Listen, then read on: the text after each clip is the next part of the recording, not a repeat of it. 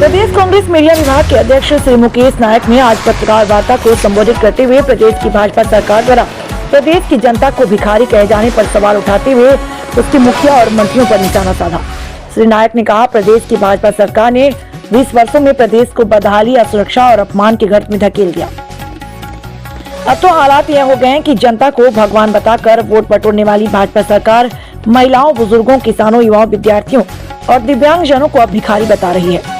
उन्होंने कहा, जब प्रदेश की 1,29,00,000 बहनों ने अपनी मेहनत की कमाई पर अधिकार मांगा तो सरकार में बैठे पंचायत एवं ग्रामीण विकास प्रहलाद पटेल और उनकी पार्टी ने उन्हें भिखमंगा कहकर अपमानित किया। क्या महिलाओं को उनके अधिकार मांगने पर अपमानित किया जाएगा? मुख्यमंत्री मोहन यादव और मंत्री प्रहलाद पटेल बताएं कि भाजपा सरकार ने यदि प्रदेश को विकसित बना दिया होता तो टोकना भर भर कर आवेदन लेकर जनता उनके सामने क्या अपना हक और अधिकार मांगने की आखिर क्यों चाहती? श्री नायक ने कहा, बीजेपी राज में जनता की बदहाली की भयानक तस्वीर प्रदेश में सामने आई है। महिलाओं का अपमान कर उनका अधिकार छीनने की साजिश की जा रही है। सत्ता पाने के लिए लाडली बहना योजना के तहत 3,000 रुपए देने का वादा करने वाली भाजपा ने लालच देकर उन्हें पहले 1,000 रुपए दिए, बाद में 1,250 रुपए और अब धीरे धीरे योजना से अपात्र बताकर महिलाओं को वंचित किया जा रहा है। उनका भविष्य अंधकार में डुबोया जा रहा है। महंगाई और बेरोजगारी के कारण महिलाएं आत्मनिर्भर बनने के लिए संघर्ष कर रही हैं, लेकिन भाजपा सरकार उन्हें भिखारी बताकर उनका मनोबल तोड़ने में लगी है। श्री नायक ने कहा कि प्रदेश की शिक्षा व्यवस्था पूरी तरह ध्वस्त है। बीते 4 साल से छात्रों को छात्रवृत्ति नहीं मिली। सरकारी स्कूलों और कॉलेजों में शिक्षकों की भारी कमी के चलते छात्रों का भविष्य अंधकार में है। श्री नायक ने और क्या कुछ कहा, दिखाते हैं विस्तार से।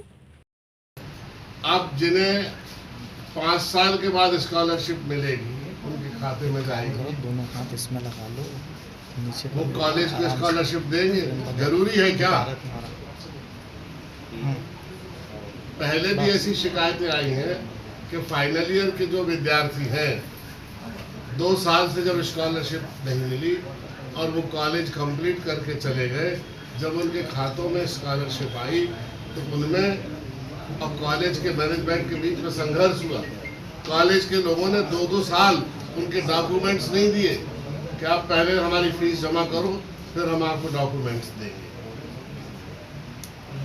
उन लोगों को ये भारतीय जनता पार्टी के मदमस्त लोग जो सत्ता के मद में चूर हैं, जो अहंकार में डूबे हुए हैं, जो खा खा के इतने मोटे हो गए हैं कि दिन में 4 घंटे सो रहे हैं,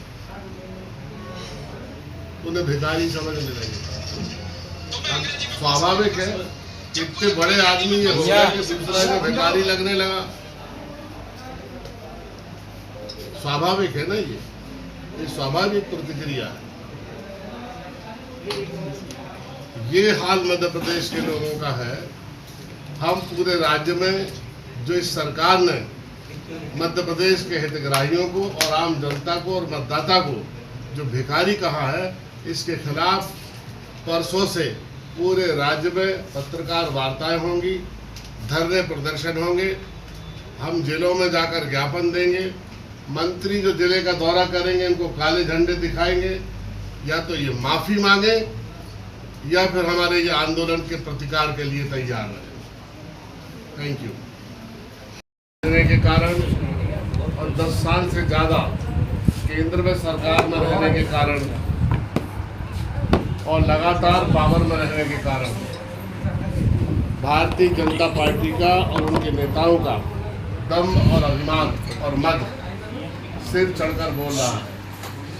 अब तो ये नौबत आ गई है कि भारतीय जनता पार्टी जो मध्य प्रदेश के सम्मानित मतदाता हैं, जिनको हम लोग जनता जनार्दन कहते हैं, लोकतंत्र में जिसको ईश्वर के तुल्य हम दर्जा देते हैं और लोकतंत्र के निर्माता और पिता के तुल्य हम जिनको दर्जा देते हैं, उन मतदाता भाइयों को भारतीय जनता पार्टी भिखारी नाम से बुलाने लगी।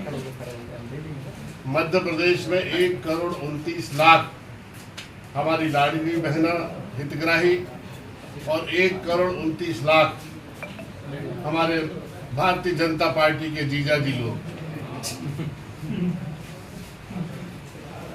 अस्पताल में इलाज कराने के लिए जाने वाले हमारे आम आदमी, जिनको दवाएं नहीं मिलती हैं, ठीक से इलाज नहीं होता है और ये अनिवार्य सेवा शर्तें हैं मध्य प्रदेश में, जिनका क्रियान्वयन भारतीय जनता पार्टी को करना और इससे जुड़े लोगों को आज भारतीय जनता पार्टी भिखारी शब्द से संबोधित करने लगी है। स्कूल में अगर कोई गांव का आदमी शिक्षक नहीं होने की शिकायत करता है, अगर कोई किसान खाद बीज नहीं होने की शिकायत करता है और गांव में जब भारतीय जनता पार्टी के नेता आज जा रहे हैं तो एक एक गांव में एक एक पोलिंग बूथ पर 100 से ज़्यादा लोग वो उनके पास इकट्ठे हो जाते हैं जिनको सामाजिक सुरक्षा पेंशन नहीं मिली, जिनको विकलांग पेंशन नहीं मिली, जिनको विधवा पेंशन नहीं मिली, 6-6 महीने से इस पेंशन का भुगतान नहीं हुआ। जब वो जाते हैं तो भारतीय जनता पार्टी के लोगों को लगता है कि ये भिखारी आ गए। आप कल्पना करिए कि 6 वर्षों से जो